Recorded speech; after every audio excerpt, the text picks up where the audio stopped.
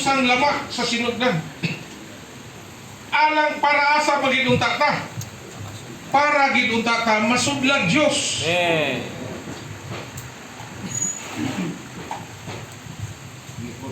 Ang tumong sa Dios sa pagbuhat nato para masudlan og Dios.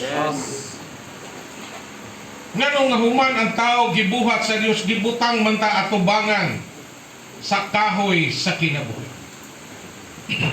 Katong kahoy sa kinabuhi nagrepresentar sa Dios sa iyang kaugalingon. Buot sa Dios.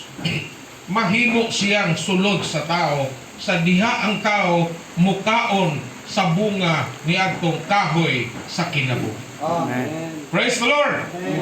Mao to'y masulod sa tao. Naatuon tay purma sa dagway o pagkasama sa Diyos, sa sulod o sa gawas.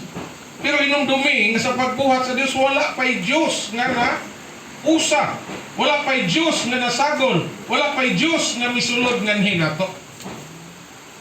Mo nang gibutang ka atubangan sa kahoy sa kinabuhi. Kay mauto ang bililhong butang.